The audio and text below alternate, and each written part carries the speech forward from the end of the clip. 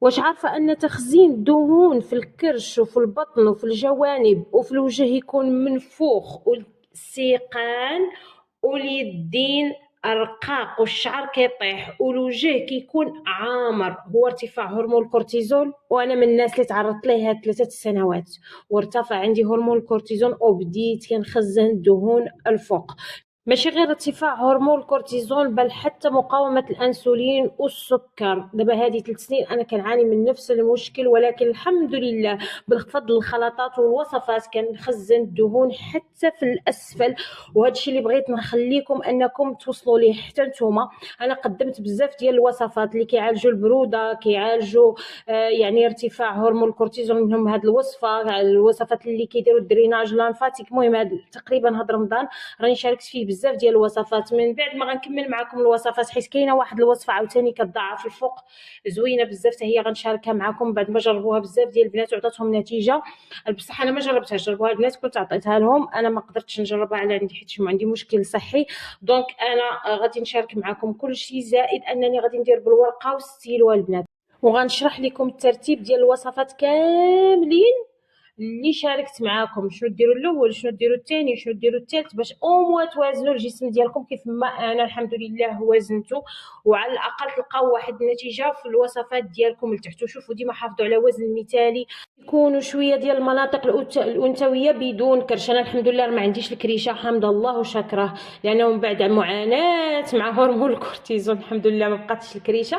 ولكن شوفوا اللي بغيت نقول لكم، انا لحد الان مازال خاصني نقص نورمالمون على ود السكري. انا خاصني نقص حيتاش فيا متر 59 او فيا 71 كيلو. دونك مازال خاصني نقص. يعني نصيحه ديال الطبيبه ديال السكر انني ما خاصني نقص. هادشي راه كنقول لكم حيتاش انا والله العظيم الا من تجربه، راه ماشي كنجي وكنبقى نحط لكم في الوصفات. هادشي كامل انا راه جربته. كان جسمي مثالي، تغير من بعد الولادات، من بعد تغير من بعد ما بديت كنتعصب وارتفع عندي هرمون الكورتيزون، طلعت لي مقاومه الانسولين، حاجه مرتبطه بحاجه.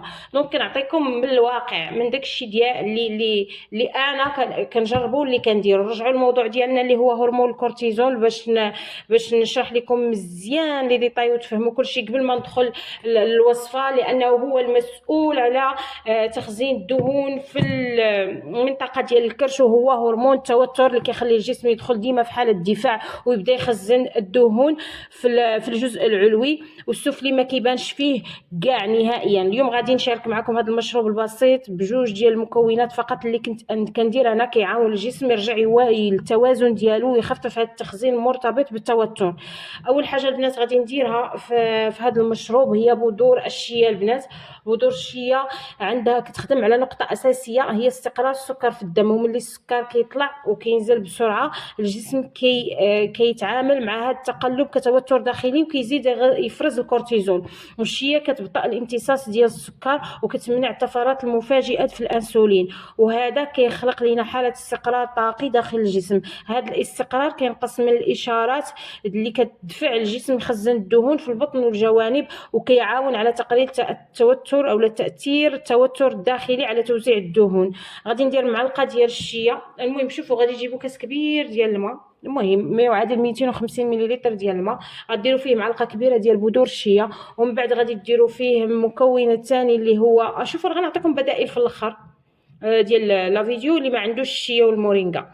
العشبه الثانيه هي المورينغا. المورينغا كتشتغل من جهه اخرى وهي اللي كتدعم الغده الكظريه المسؤوله على افراز الكورتيزول. وملي هذه الغده كتكون مرهقه بسبب التوتر المستمر وكتفرز الكورتيزول بزاف، الجسم كيدخل في حاله تخزين ديال الدهون في الجزء العلوي. والمورينغا غنيه بالمعادن والمضادات للالتهاب اللي كتعاون على تغذيه الغدد والدعم ديال الوظائف ديالها، وكترجع وظائف ديالها طبيعيه. وهذا الدعم كيخلي افراز الكورتيزول يرجع متوازن ويقلل الميل لتخزين الدهون في المناطق العلويه.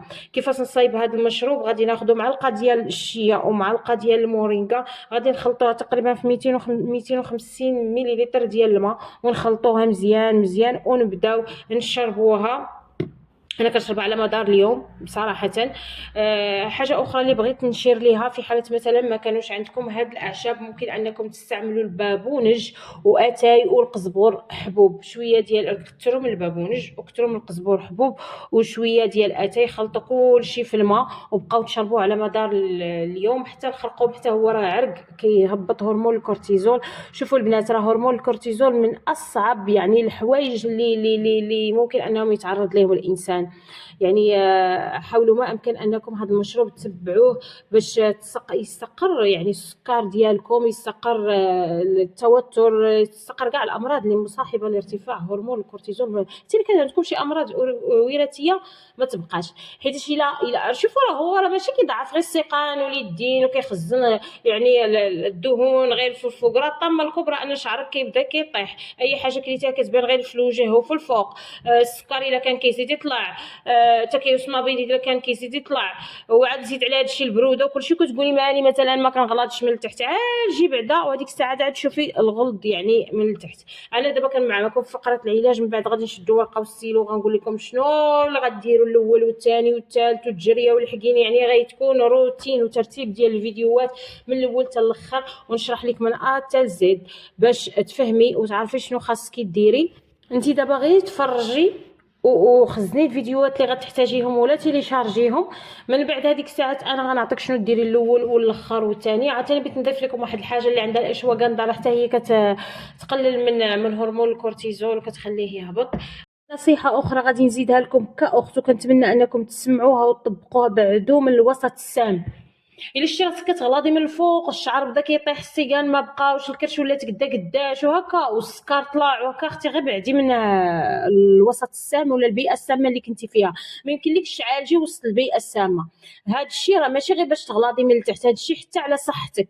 لانه شحال من واحد كيكون واقف حتى كيلقى مسكين راسو يمطرطق له شي عرق يا شي حاجه، حنا كنبقاو وسط بيئه سامه وارتفاع ديال جسمنا كاع مخربق وهرموناتنا ما مقادينش ومعصبين، وماشي راه غيطلع لك غير السكر ويجوك غير الامراض. بعدو من البيئات السامه، ما تعالجوش راسكم وسط البيئات السامه. انا كنهضر معكم هادشي راه من تجربتي وروتيني، وكنهضر معكم بحال اختكم، وكنصحكم من قلبي، لانني انا هادشي راه دزت منه، راه تجارب، ومازال لحد الان راه مازال كنتحارب مع هادشي، كنتحارب مع جسمي، كنتحارب مع السكر، كنتحارب مع هرمون الكورتيزول، خاصه ملي تفوتي ال 35 وكتبداي تطلعي على الربعينات، هذه الساعه كاع الامراض والموبقات راه كيبداو يبانوا. دونك ما تخليش نهائيا انك تسرعي واحد الحوايج غادي يجيوك مثلا في الستينات ولا في الخمسينات تجيبهم لك انت في الاواخر ديال الثلاثينات ولا في البدايه ديال الربعينات. عفاكم الله يستر عليكم. راه ماشي غير البنات اللي في قدي فلاج ولا اللي قرابين ليا فلاج، كنهضر حتى على البنات ديال العشرينات ديال 18 عام اللي كنشوفهم غلاضات يعني من الفوق وكيقول لك لا حكا باغي نغلاضوا من التحت. راه ما يمكنش. انت مثلا